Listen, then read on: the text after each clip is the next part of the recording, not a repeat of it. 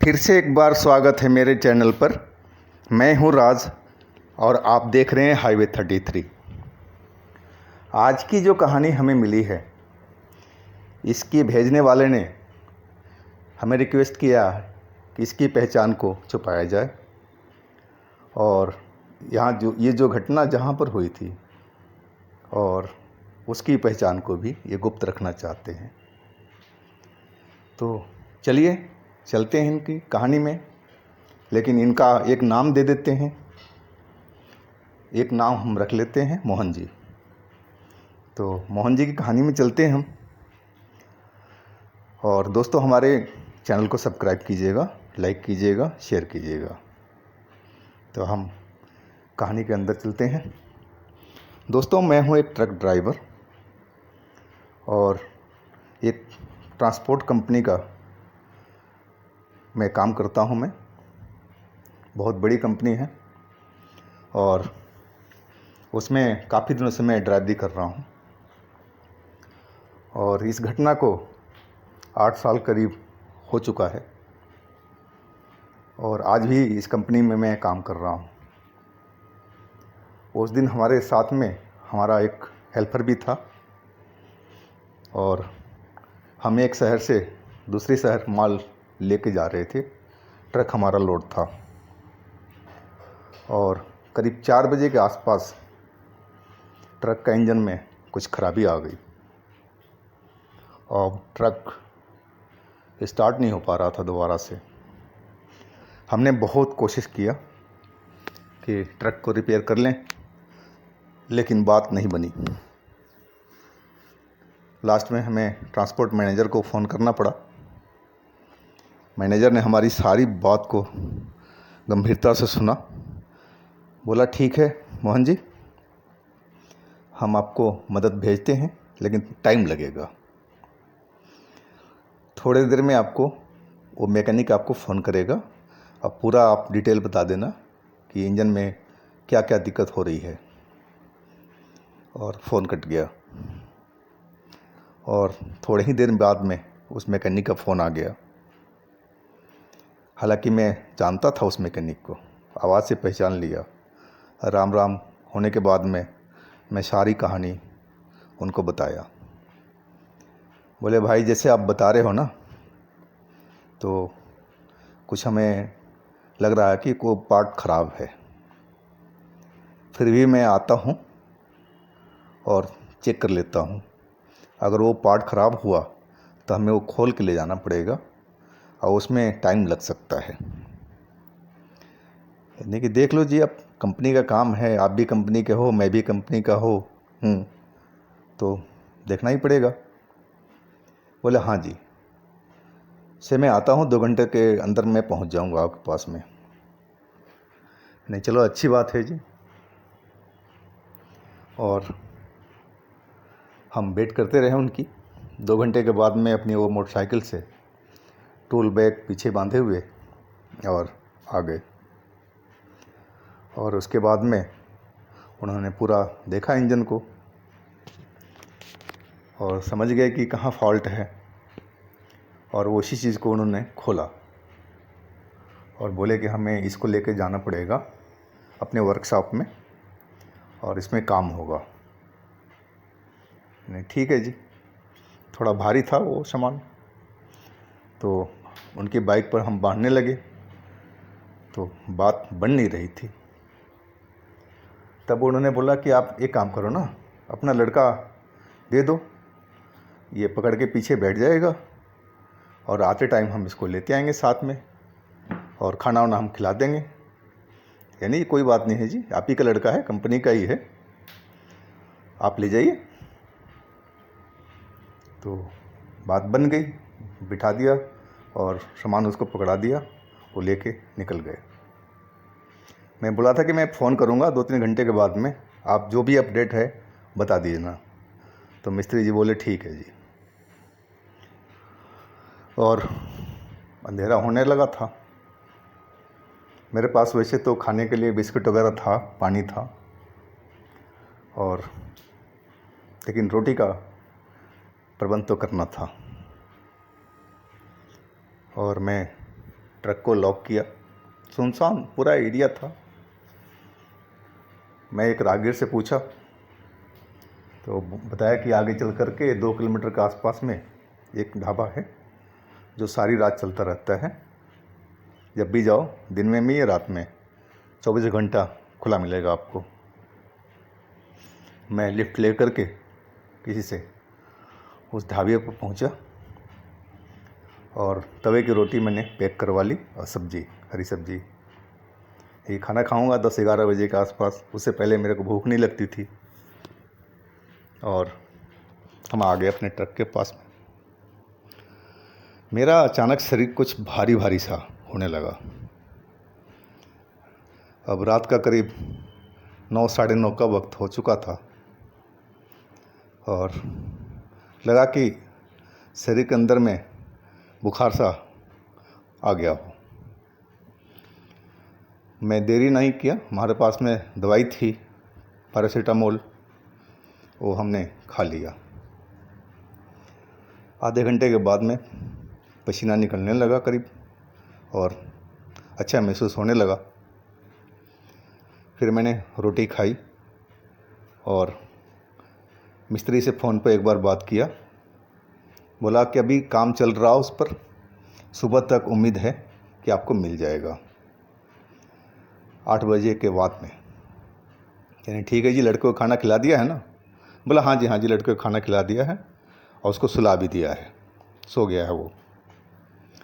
ठीक है जी, बहुत बहुत धन्यवाद आपका। और हम सोने की तैयारी करने लगे और दवाई से फ़ायदा तो हुआ था और मुझे गहरी नींद आ गई। पता नहीं मैं कितनी देर रात तक सोता रहा। अचानक ज़ोर ज़ोर से केबिन का दरवाज़ा किसी ने पीटने लगा। ठक ठक ठक ठक आवाज़ आने लगी, जैसे कोई डंडा से मार रहा हो हमारे केबिन के दरवाजे पर। तो मैंने दरवाज़ा खोला, देखा एक सफ़ेद पगड़ी बांधे हुए, बड़े बड़े बाल थे, बड़े बड़े मूँछ थी, हाथ में डंडा लिए हुए पहलवान टाइप का आदमी था और सफ़ेद कुर्ता पजामा पहन रखा था। और बोला गाड़ी आपकी है भैया? मैंने कहा हाँ जी। भाई हटाओ यहाँ से। यानी क्यों जी, ये तो सरकारी रोड है। बोला भाई यहाँ से गाड़ी हटा लो और तुम भी हट जाओ यहाँ से, यहाँ हमारा घर है, मर आ जाओगे नहीं तो यहाँ पर। मैं एकदम डर सा गया, कहीं गुंडा बदमाश तो नहीं है। नहीं भाई साहब, एक चीज़ बताओ, गवर्नमेंट का रोड है और हमारा ट्रक ख़राब है तो हम इसको कैसे हटा लें? वो फिर तो कुछ बोला ही नहीं और मुड़ करके जाने लगा। जब वो जाने लगा ना, तो मैंने वहाँ का माहौल देखा। वहाँ का तो नक्शा ही बदला हुआ था। जो पेड़ वगैरह थे वो तो गायब हो चुके थे और एक अजीब तरह सा उजाला फैला हुआ था रात के टाइम में, जैसे अभी शाम हो रही हो, सूरज ढल रहा हो, इस तरह का वहाँ रोशनी फैली हुई थी। और मैं समझा कहीं सुबह तो नहीं हो गई, लेकिन माहौल तो वहाँ चेंज था और नक्शा पूरा चेंज था। मैंने देखा सामने के साइड में, तो वहाँ तो जहाँ पेड़ खड़े थे झुरमुट का, वहाँ तो 2 हमें कमरा सा दिख रहा था, बना हुआ कच्चा कमरा। मैं कुछ समझ ही नहीं पाया कि हम कहाँ आ गए हैं।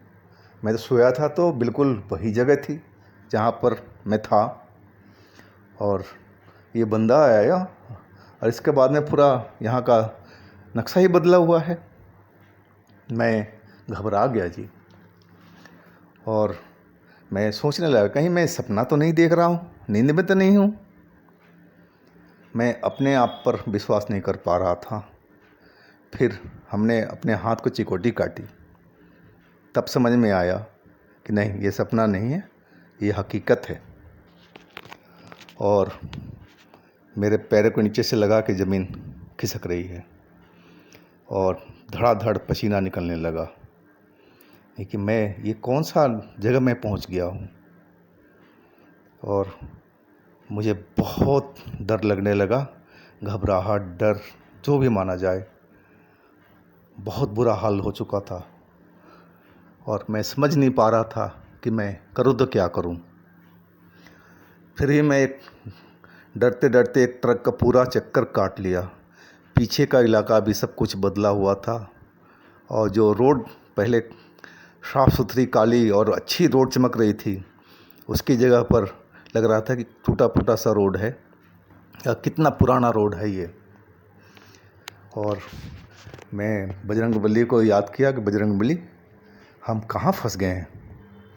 मैं बजरंगबली का भक्त हूँ और सुबह शाम पूजा करता था। जब भी मौका मिलता था तो मैं उनको याद किया और अपने मन में सोचा कि इससे बढ़िया है कि हम ट्रक के अंदर ही जा कर के बैठें। है कि ये जगह मुझे बहुत ख़तरनाक देख रही थी कि हर चीज़ यहाँ का माहौल बदल चुका था।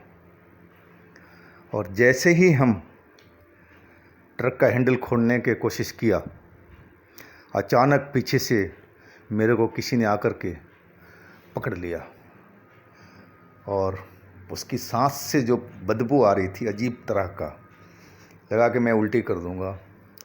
ऐसी सड़ी हुई सी बदबू उसके सांस से निकल रही थी और पकड़ इतनी मजबूत थी कि मैं अपने को हिला नहीं पा रहा था। और मैं चिल्लाना चाहा लेकिन मेरे गले से आवाज़ ही नहीं निकल पाई और मुझे लगा कि मेरी अब अंत आ चुका है। तभी वो जिसने पकड़ा था, मैं उसे देख नहीं पाया लेकिन बहुत ही मजबूत था। हाँ, वो मुझे उठा करके उसी जो कच्चे मकान था बना हुआ, उसी साइड में लेके चल पड़ा। वहाँ जाकर देखा कि एक चारपाई रखी हुई है और दो औरतें उस पर बैठ करके आपस में बात कर रही है और उनका पहनावा बहुत पुराना टाइप का था। और हम उधर से गुजर रहे थे, जो बंदा है लेके जा रहा था, लेकिन वो उन्होंने हमारी तरफ देखा तक नहीं। और वो जो बात कर रही थी वो मुझे भी कुछ सुनाई नहीं पड़ रहा था कि क्या बात कर रही है। और एक कमरे के अंदर ले जाकर मुझे उस आदमी या शैतान जो भी मान लो आप, मुझे फेंक दिया। मैं नीचे गिर पड़ा, चोट तो लगी मुझे। और तभी आवाज़ आई, बहुत ही भारी आवाज़, यहाँ से बाहर मत निकलना, नहीं तो तुम्हारी जान खतरे में आ सकती है, तुम मारे जा सकते हो। तुम यहीं पर रहना। बहुत भारी आवाज़, बहुत ही चेतावनी भरी आवाज़ थी, सर्द लहजों में बोला गया था। और मैं जब तक मुड़ के उधर देखता, तब तक वो बंदा जो मुझे लेके आया था वो गायब हो चुका था। और मुझे एकदम लगा कि बस हमारा अंत अब आ चुका है। मैं किसी माया जाल में फंस चुका हूँ, या भ्रम जाल है, या किसी छलावा का चक्कर में फंस चुका हूँ। और मुझे तो ये भ्रम जाल ही लग रहा था कि हर स्थिति यहाँ की बदली हुई थी और मैं भगवान ही भगवान जपे जा रहा था, हनुमान जी को। काफ़ी देर तक मैं चुपचाप वहाँ से बैठा रहा। फिर बाहर में बहुत ज़ोरों की आवाज़ आने लगी, जैसे सैकड़ों लोग मिलकर के आपस में लड़ाई कर रहे हो।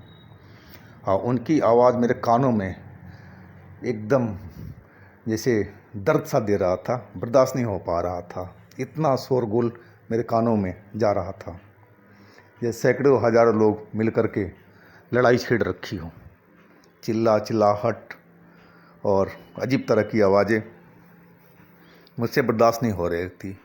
मैं अपने कान बंद कर लिए और मैं वहाँ सोचा कि इस घर से निकल के भागा जाए। और जैसे मैं दरवाज़ा खुला हुआ था, सामने मैं देख रहा था चारपाई पर दो औरतें बैठी हुई थी। और जैसे मैं बाहर निकलने लगा, वो औरतें फटाफट दोनों उठ के आ गई और उनकी आवाज़ भी जैसे कुएं से आ रही हो। धमकाया, बोला तुझे बोल गया है ना कि इस कमरे से बाहर नहीं निकलना, नहीं तो तेरी जान चली जाएगी। देख नहीं रहा बाहर क्या हो रहा है। मेरे को कुछ समझ में नहीं आया और उन्होंने वापस मेरे को धकेल दिया उस कमरे में और दरवाज़ा बाहर से बंद कर दिया। कमरे में पूरा अंधेरा सा हो गया था और मैं लगा कि बस अब हमारा अंत होने वाला है। और मैं फिर भगवान का नाम लेना स्टार्ट कर दिया, बजरंगबली अब आप ही मुझे बचा सकते हो। और मैं वही बजरंगबली का ध्यान करके हनुमान चालीसा पढ़ना शुरू किया और पढ़ता ही रहा। और वो शोरगुल था अब धीरे धीरे हमारी तरफ आने लगा इस कमरे में। ये जो औरतें थी उनकी भी आवाज़ में सुना था, जैसे वो भी शोरगुल में शामिल हो गया था, जैसे पूरा भीड़ इकट्ठा इसी घर के पास में आ गया हो। और तभी किसी ने एकदम भारी आवाज़ में बोला, घर के आग लगा दो। और थोड़ी देर के बाद में हमारे कमरे में धुआं सा भरने लगा। मैं समझ गया कि बाहर किसी ने आग लगा दिया है और धुआं तेज़ी से फैलने लगा कमरे के अंदर में। अब मुझे सांस लिया नहीं जा रहा था, लग रहा था कि मेरा दम घुट जाएगा और दिए धुएं की वजह से ही मैं मर जाऊंगा या आग में जल कर ही मर जाऊंगा। मेरा अंत इतना भयानक होगा मैंने कभी सोचा ही नहीं था। और फिर मैं भगवान को याद करने लगा और मुझे लगा कि अब मेरी सांसें घुट रही है। मैं खांस रहा था और सांस लेने की भरपूर कोशिश कर रहा था, लेकिन सांस में धुआं ही अंदर जा रहा था। मेरे फेफड़ों को अंदर धुआं ही भर रहा था। जितना मैं तेज़ सांस लेने की कोशिश करता उतनी ही तेज़ी से अंदर मेरे धुआं जा रहा था और मैं खांसी जा रहा था और इधर से उधर उछल करके इधर उधर कूद रहा था कि कहीं से भी रास्ता मिले कि इस घर से मैं निकल भागूं। तभी लगा कि मेरी आंखें बंद होने जा रही है, शायद अब मेरा अंत समय आ गया था। तभी दो हाथों ने मेरे को हवा में उठा लिया। मुझे इतना पता था कि किसी ने मेरे को दो हाथों से पकड़ करके और ऊपर उठा लिया है और इसके बाद मेरी आंखें बंद होती चली गई। जब मेरी आंख दोबारा खुली, मुझे जब होश आया तो मुझे बहुत ज़ोरों की प्यास लगी थी। मेरी ज़बान बिल्कुल सूख चुकी थी और कांटों की तरह लग रही थी और आंख भी मेरा जल्दी से खुल नहीं रहा था। बड़ी मुश्किल से मैंने अपनी धीरे धीरे करके आंख खोला तो महसूस किया कि सुबह हो चुकी है। देखा उजाला फैलने लगा था और मैं अपनी हालत देखी तो मेरे कपड़े तो जो सफ़ेद शर्ट था और पैंट था पूरा काला हुआ पड़ा था, जैसे मैं कोयले के खान से निकल कर के आया हूँ। मैं इस चीज़ की परवाह नहीं किया। पहले अपने जेब में देखा मेरा फ़ोन है कि नहीं। फ़ोन था मेरा और चाबी थी ट्रक की। वैसे तो ट्रक हमारा खुला ही था, लेकिन चाबी अपने जेब में रखा था मैं। दरवाज़ा तो खुला ही था और मैं जल्दी से ट्रक के पास पहुंचा और सबसे पहले पानी की बोतल निकाला और जल्दी जल्दी से बहुत सारा पानी पी गया। और पानी पीते ही मेरे पेट में दर्द शुरू हो गया, क्योंकि मैं प्यास से बहुत लिमिट से ज़्यादा पानी पी लिया था और मैं दर्द से नीचे बैठ गया ज़मीन पर। थोड़ी देर के बाद में तब जाके थोड़ा आराम मिला। फिर मैं उठा और पूरा ट्रक का मुआयना किया कि ट्रक हमारा कवर था, तिरपाल से पूरा बंधा हुआ था हर साइड से, तो गाड़ी में कोई चोरी चकारी तो नहीं हुई थी। और जो नक्शा था वो पहले वाला बिल्कुल वही था। इधर भी पेड़ थे, उधर भी पेड़ थे, जिधर मकान बना हुआ था वहाँ झुरमुट था पेड़ों का, तो सब कुछ बदल चुका था। मैंने भगवान को बहुत बहुत धन्यवाद दिया, बजरंग बली को, कि आपने मेरी जान बचाई है। आपके अलावा और कोई नहीं हो सकता। उस भरम जाल से मुझे निकाला, माया जाल से मुझे निकाला। आखिर वो लोग कौन थे और ये माहौल कैसे बन गया था, मैं समझ नहीं पा रहा था। मुझे यही लग रहा था कि शायद इस तरह की घटना यहाँ पहले कभी किसी ज़माने में हुआ पड़ा हो और उसी घटना को भरम जाल में दिखाया जा रहा हो, रिपीट किया जा रहा हो, और उस जगह में मैं गलत टाइम में उस जगह पर आकर के फंस चुका था। हमारी दोस्त यही थी कि मैं उस टाइम पर उस जगह पर था, मुझे यही लगा। और मैंने फिर मैकेनिक को फ़ोन किया, घंटी लगी, उठा लिया। बोला जी हम बस 5 मिनट में निकल रहे हैं, 8 बजे तक आपके पास में पहुंच जाएंगे, और कुछ आपको चाहिए तो बोलो लेते आएँ। यानी कि हाँ जी, चाय और कुछ मिल जाए खाने का, नाश्ता वगैरह ले आना। फ़ोन पर मैं उनसे कुछ बात नहीं किया और 8 बजे तक वो आ गए। रोड पर ट्रैफिक मज़े से चल रहा था, सब कुछ रोड चकाचक था। लग ही नहीं रहा था कि हम जिस माहौल में रात में थे वही माहौल है ये। कुछ हमारे पल्ले नहीं पड़ा। डर तो अभी भी था मेरे शरीर में, सही बताऊं तो डर था कि पता नहीं अब क्या हो जाए यहाँ पर। शायद ये हॉन्टेड जगह है या क्या है, कुछ पल्ले नहीं पड़ रहा था। हम अनुमान ही लगा पा रहे थे। 8 बजे मिस्त्री जी आ गए और चाय लेके आए थे रास्ते से, कहीं से गर्म था थोड़ा सा। चाय पी के मुझे थोड़ा बेहतर लगा। फिर मैं मिस्त्री जी को अलग ले गया, अपने लड़के से अलग, और उनको सारी बात बताई। वो बात सुनकर बहुत हैरान हो गए। बोले कि आपके जो ये हुलिया बना हुआ है इसी वजह से क्या? यानी कि हाँ जी, जिस घर में था उसमें आग लगा हुआ था और ये धुआं के कारण हुआ है, भगवान जाने क्या कारण है। वो काफ़ी देर तक कुछ बोले नहीं।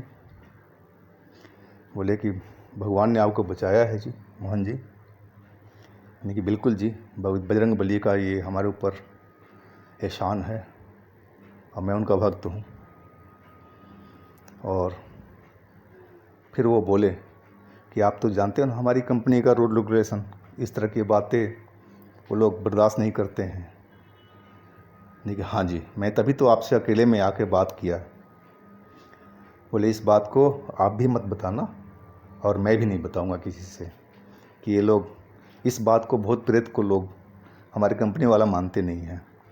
वो कहते हैं सब तुम लोग झूठ बोलते हो, डराते हो। यानी कि हाँ जी, तभी मैं आपसे अकेले में आकर के सारी बात बताया। तो दोस्तों, उसके बाद हमारा ट्रक सही हो गया था और वहाँ से हम लोग निकल चुके थे। और आज भी मैं वो सब याद आता है तो मैं एकदम सिहर जाता हूँ। कभी कभी तो सपने में भी आ जाता है वो सीन, तो मैं उठ के बैठ जाता हूँ। तो डर तो लगा था। और दोस्तों, फिर हम इस कहानी को यहीं समाप्त करते हैं और आशा करता हूँ कि कहानी आपको पसंद आई होगी। और हाँ दोस्तों, आपके पास भी कोई अपनी आप बीती हो इस तरह की, या कोई घटना हो, आपके दोस्त को भी हो, तो हमें इंस्टाग्राम पर या मेरा व्हाट्सएप नंबर पर ज़रूर शेयर कीजिएगा। और आप चाहते हैं कि आपकी पहचान छुपाया जाए तो हम आपकी पहचान भी छुपा करके कहानी ज़रूर बनाएंगे। और दोस्तों, हमारे चैनल को सब्सक्राइब कीजिए, लाइक कीजिए, शेयर कीजिए। और हाँ दोस्तों, हमारे नए चैनल को थोड़ा आप लोग सपोर्ट दीजिए, हाईवे नाइट को। उसमें एक बहुत अच्छी कहानी हम दे रहे हैं और लिंक मैं नीचे दे रखा हूँ, तो उस पर विजिट कर लीजिएगा।